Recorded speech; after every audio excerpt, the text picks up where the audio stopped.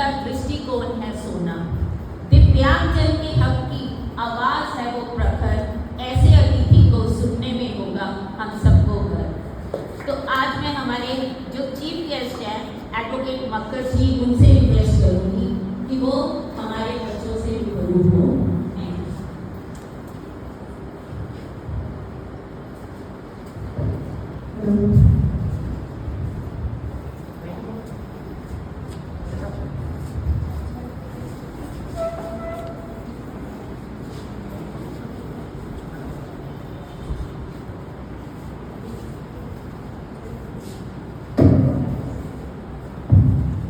आज की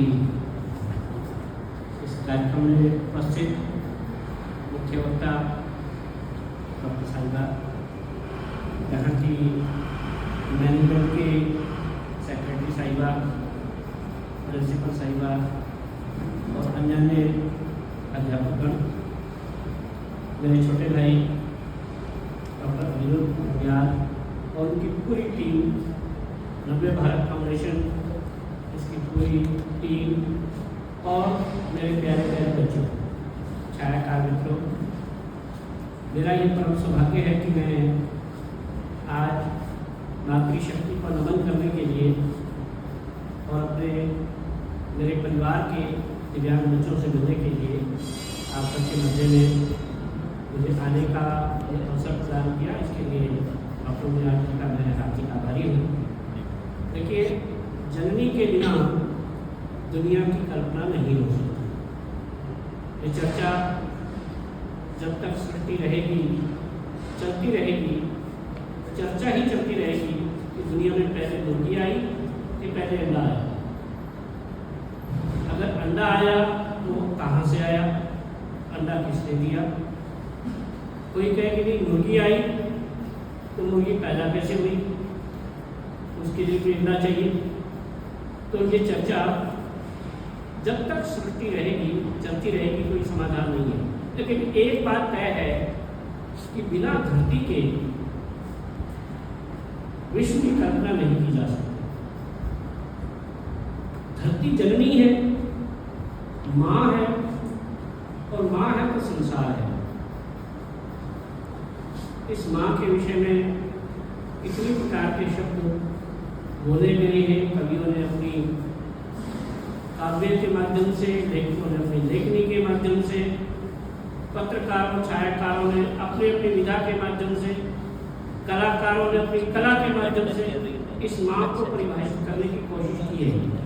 लेकिन पहुँच कोई नहीं पाया, कोई नहीं पहुँच पाएगा, क्योंकि ये ममता है, ये समता है, ये दुलार है, ये प्यार है, ये संसार है।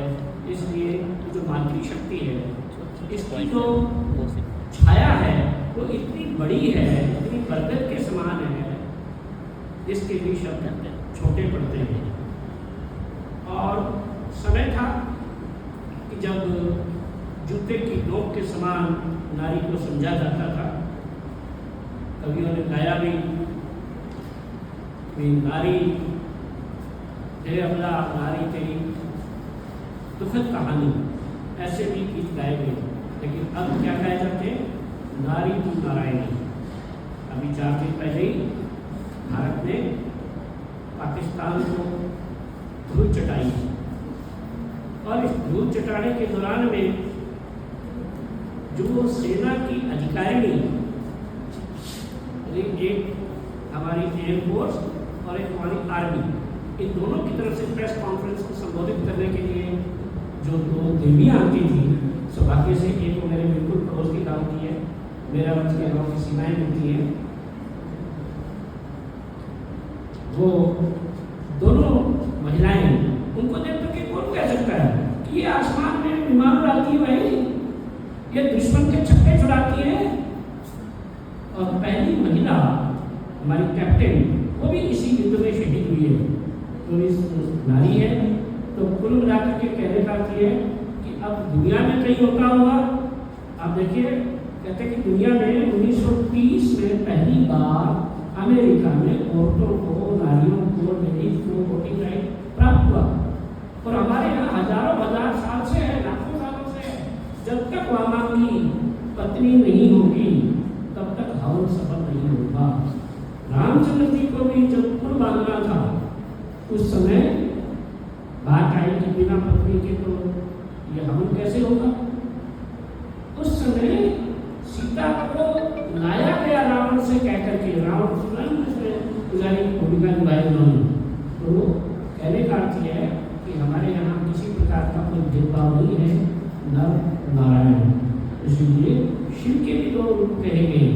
शिव भी जो है उसको एक तरफ पार्वती का रूप है, एक तरफ शिव का रूप है। वो भी एक शिव यानी कुल मिला के शक्ति का स्वरूप दिखाया गया। और जो शिवलिंग है वो भी इस बात का प्रतीक है कि वो नारी के बिना शिव की भी पूजा नहीं है। तो शिवलिंग तो वो बिंदी जो है उसको भी किसी रूप में प्रदर्शित किया जाता है। तो अर्थ ये है कि जहाँ प्राचीन काल से हमारे यहाँ पर नारियों का सम्मान रहा है, और आज नारी हर क्षेत्र के अंदर, हर फील्ड के अंदर आगे बढ़ रही है। और उसमें भी जो हमारे दिव्यांग हैं वो दिव्यांग कन्याएं तो बिल्कुल भी किसी क्षेत्र में कम नहीं है। मैं कमिश्नर डिसेबिलिटी रहा ही हूँ, तो पिछले लगभग 35-40 साल से मैं इस फील्ड में हूँ, दिव्यांगता के क्षेत्र में हूँ। और अभी भी मैं बल्कि प्रिंसिपल मैडम से बात करने वाला था, अब आप सबके बीच में बात कर रहा हूँ कि 21 जून को सबको मालूम है कि विश्व योग दिवस होता है। छठा अंतर्राष्ट्रीय योग दिवस दिव्यांगों का, केवल दिव्यांग का रंगारेड्डी जो हमारा हैदराबाद के साथ में तेलंगाना में, वहाँ होने जा रहा है। तो उसमें अपने इंस्टीट्यूट से बच्चों को भी हम भेज सकते हैं और उनको भी भेज सकते हैं। जहाँ AC 3 पेयर की टिकट फ्री है, उनके लिए भी एस्कोर्ट के लिए भी माँ बाप भी एस्कोर्ट कर सकते हैं, वो भी जा सकते हैं। और जो अध्यापक साथ जाएंगे उनकी भी होगी। और वहाँ पे बाकी बॉर्डिंग लॉजिंग सब फ्री है, तो सर्टिफिकेट और सब चीज़ें तो रहती है, नॉर्मल बात है। तो कुल मिलाकर के भारत सरकार का बहुत बड़ा रिप्रेजेंटेशन है। तो ये जो कन्याएं हैं किसी क्षेत्र में दिव्यांग कम नहीं है। मेरे सामने कितने सारे उदाहरण हैं कि ब्लाइंड कन्याएं, पीछे एक बहुत चर्चित मुकदमा है तो हरियाणा का भी है, मनीराम शर्मा जी का है जो लेकिन ब्लाइंड का है प्रकाश गुप्ता, 10 साल UPSC में सिलेक्ट हुए, अच्छा रैंक था, लेकिन उनको पोस्टिंग नहीं दी गई कि आपको संभाल दे सकते मेजोरिटी में आप दृष्टि दिव्यांग है, तो इसलिए आप IAS का चार्ज कैसे संभाल सकते हैं। आप DC को देंगे, तो नहीं कर सकते। बट उन्होंने संघर्ष नहीं छोड़ा, अल्टीमेटली सुप्रीम कोर्ट को डिसाइड करना पड़ा कि यस गलत किया है, पर्सन विद डिसेबिलिटीज के साथ में गलत किया। अब रवि प्रकाश को पिछले 10 साल का बेनिफिट दिया, एरियर्स दिए, सिलेबस दिया, सब चीज़ें ठीक है। लेकिन एक चीज़ हम सब दिव्यांगों को उसमें से पढ़ने की, समझने की, सोचने की और अपनाने की जरूरत है। अगर रवि प्रकाश ने सरेंडर कर दिया होता, रवि प्रकाश को राइट मालूम मिला, 3 बार 4 बार समझा, हैदराबाद में है कमिश्नर है, तो मेरी उनसे बात हुई, मैंने कहा बेटा आपने शुरू कहाँ से कहा। उन्होंने कहा कि गाँव में एक छोटी सी दुकान थी मेरे पापा की, और मैं ठीक था, 5-6 साल का था, तो खेलते हुए मेरे कहीं तीर लग गया दोनों आँखों को ये सब, और मेरी दोनों आँखें जाती रही।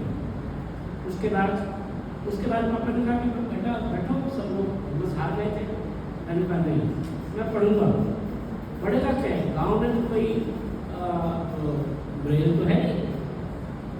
चंडीगढ़ जैसे महानगर में भी 3 राज्यों की राजधानी मानी जाती है, क्या हमारे नॉर्मल स्कूलों में ब्रेल पढ़ाया जाता है।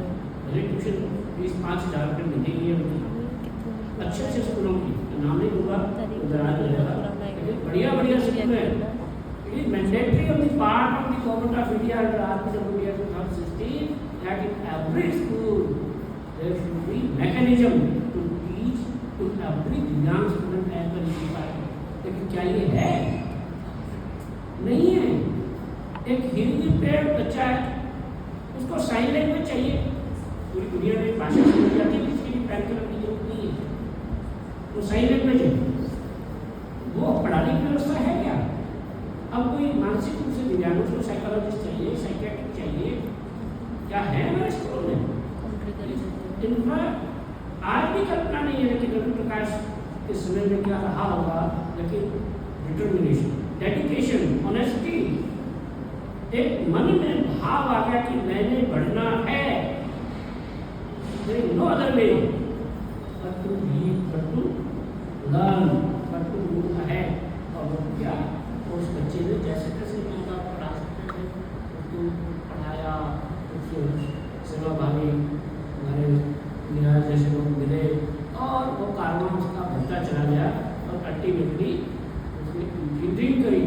अब इंजीनियरिंग में प्रैक्टिकल सब्जेक्ट्स भी होते हैं, अब आप लोगों को इंजीनियरिंग वैसे करी नहीं थी ना, इसके बावजूद भी उसने मास्टर्स करा एंड देन ही अपीयर्ड इन यूपीएससी और सेकंड अटैम्प्ट के अंदर उसने अंडर 100 वो स्थान अचीव करा।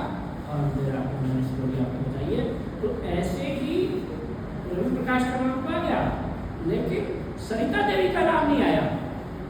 सरिता देवी ये ग्वालियर के एक गांव की रहने वाली ये दिव्यांग बच्ची